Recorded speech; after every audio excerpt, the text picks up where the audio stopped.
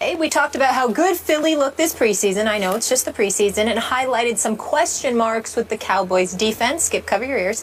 But Skip does stand by his pick of the Cowboys winning the NFC. Well, speaking of that, hot off the press is ESPN's first NFL Football Power Index, which predicts another NFC team at the top, Green Bay. They are at #1 overall, followed by Seattle, Indy, Denver, and New England, rounding out the top 5. Then it's those Cowboys and the Eagles in the 6th and 7th spots. Ryan Clark, still here with us this morning. We're going to zone in on the Cowboys and the Eagles. Mr. Clark, who has the edge? So let's talk about today, right? Sam Bradford, amazing quarterback, extremely accurate. He showed that pinpoint accuracy against the Green Bay Packers last week. Defensively, they're playing a lot better. The pieces they've added in DeMarco Murray, Ryan Matthews are great pieces and fits for Chip Kelly's offense. And then you can throw in Sproles in there and do different things. Defenses can't catch up to them. Today, if they played today in the preseason, under the preseason format, and you had 85 players to put on the field, the Philadelphia Eagles are better than the Dallas Cowboys. But let's go to the regular season. Thank you. I was hoping there was a but. Let's go to the regular season. Yeah. When there's only 53, when you can only dress out 45, when Sam Bradford has to make it through 16 games, when you can't play 7 defensive ends in the football game, when you're not trotting out 3 different teams of players to play against other defenses who haven't got the opportunity to prepare for what you're doing, that's over. Yeah. When you get in the regular season and Malcolm Jenkins and Eric Rowe and Byron Maxwell and Kiko Alonso have to play 80 snaps a week, it gets hard to stop people from scoring. When Sam Bradford is beat up, when you keep letting him get hit the way he's been getting hit in this preseason because he's playing every snap, every game, is he going to still be there? You know what's going to be there, though? That Dallas Cowboy offensive line. Yeah. Oh, yeah. They're going to be there. They're going to be able to run the football. They're going to be able to score points. And I know Tony Romo gets a bad rap, you know, because he hasn't won playoff games, and I get that. But Tony Romo is a top-tier quarterback. Tony Romo is a guy, if you're picking 10 quarterbacks, you're not scared to have him on your team to win. Tony Romo plays through injuries. He's been hurt and been able to play. Tony Romo is actually still getting better coming off of one of his best years. Yeah. So for me right now, the Dallas Cowboys are the team to beat in the NFC East. Has Philadelphia taken a step on paper, talent-wise? At this moment, definitely. Sam Bradford, if he's healthy, is a better quarterback than Nick Foles was. He's definitely better than Mark Sanchez is. But you mean to tell me you're banking on him being there for 16 games? I have to see it. So are they better when we look at it today? Yes. Season comes, they'll be a 10-6 team, a 9-7 team, depending on how the season goes, and the Dallas Cowboys will represent the NFC East in the playoffs. All music to my ears. Before we leave Romo behind, you did face Romo at Jerry World and gave him maybe his worst beating of the year. You blitzed him silly. You knocked him down and basically out of the game, and yet you still admire him. You still rank him in your top 10. Okay, so what happened that night that was different from other nights? What did you do to that great offensive line? You know what we did? We just blitzed them. A lot of cover zero, a lot of double A gap, which is 2 linebackers sitting right on top of the center, and we came, and they just never picked it up. It was never picked up, so it wasn't figured out by the coaches. It wasn't figured out by Tony Romo. Neither was it figured out by the offensive line. But we also played them in week 17, and so we came out, and, you know, we said we're going to do the same thing. You know, we're going to come after them, but we're going to switch it up. And you know what they did? They checked. They threw it to Dez in the flat. And he's still running today, even with a hurt hamstring. So I think that was, we surprised them. We came out, we did something different. And that's going to happen to teams from time to time. But the thing that's more telling about that, he got beat up. That team got beat up. And the next week, they came back out and they played Dallas Cowboys football. Now, are they looking for a running back? Yes. But with some of the holes that they create in Dallas, me and you can go down there, Skip, and get some yards. So I think they will find somebody to play. It doesn't have to be DeMarco Murray's 1,800 yards. You just have to be effective. You have to have that threat. I believe they will.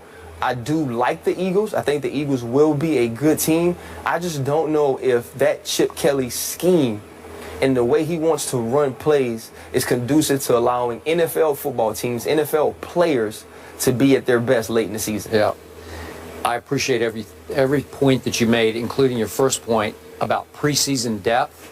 I mean, seriously, I'm not making a joke about this. When Tim Tebow is running your fourth-string offense, you're pretty deep because the fourth-string comes out and they start laying the wood on you too. So again, they just keep coming at you in waves, second team, third team, fourth team in preseason. Now back to your point.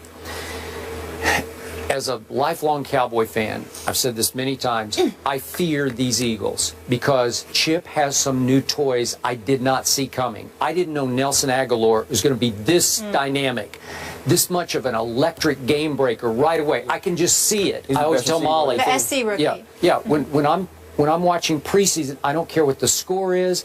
I don't really care exactly how the offense is moving the football. I care about flashes and pops. Flashes and pops. And the big flasher and popper is this guy, Nelson Aguilar, because he is explosive. And he's not afraid. He's dropped a couple, but boy, he's made some plays where he's running through the defense and leaves people standing still, looking over their shoulder. He's been more impressive than Amari Cooper. That he has so far. And Amari was really impressive in their game the other night. I really liked him. Kenyon Barner bounced around a little bit, but all of a sudden, he's a duck. He's an Oregon guy. And as a returner and also blending in a little bit as a specialist on offense, another Sproles type, he's electric. He's a game breaker. So it scares me because they added Miles Austin, and I love Jordan Matthews from Vanderbilt University. Way to go, Commodore. And Jordan's turned into a near star. He may be a star this year. And obviously, Riley Cooper is still there. We know that. But this is a very good football team. Yes. Except for the quarterback. And yeah, here's the difference. If you're asking me right now, and this is the first time in my life I have loved the Power Index. I love you. Way to go, Power Index, because I've always got issues with it. But right now, they've got Dallas at 6 and Philly at 7. I'm good with that. Today, no question. I'm good with that. Just that much. Because Tony Romo is poised to be the MVP this year. You say it's the consensus pick is Andrew Luck. Maybe it's Aaron Rodgers. I think Romo should have been the MVP last year. Notwithstanding your game, which was a disaster for him. And remember, Tony got off to a terrible start in the mind's eye of all the voters because on week one, opening day at home, he throws 3 interceptions against a team that was about to crater the San Francisco 49ers, and they lost at home. And everybody said, same old Romo, same old Cowboys. And then, of course, they started to gain momentum. Romo has grown up on and off the football field. I know several people who are close to him, and I just believe he's become a man as a quarterback, as a father, as a husband. Hope I don't eat those words, but I don't think I will. We talked about the no golf yesterday. Yeah, no golf. He finally decided, it's mainly because his back is so bad, the doctor said, you just can't play anymore. So it got taken away from him, and he had to focus full force through the offseason on becoming a real quarterback, not just a gunslinger who can try this or try that. And I think he's had a spiritual rebirth that's really calmed him down on the football field, where he doesn't take as many risks. It's like he's in a comfort zone now. That's not there. Don't worry about it. If Dez is doubled, don't worry about it. Just hit Terrence on the cross. You know, whatever it is. He should have been the MVP on numbers last year, on QBR numbers. He basically lapped the field in QBR last year, even above Aaron Rodgers and Andrew Luck and everyone else.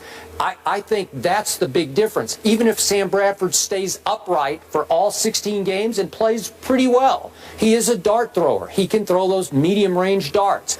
And even if he does, I think Romo is going to lead the most explosive offense in the National Football League behind the best line in the National Football League. So I just go slight edge to Romo over Bradford, but it's not because I'm disrespecting the rest of the team.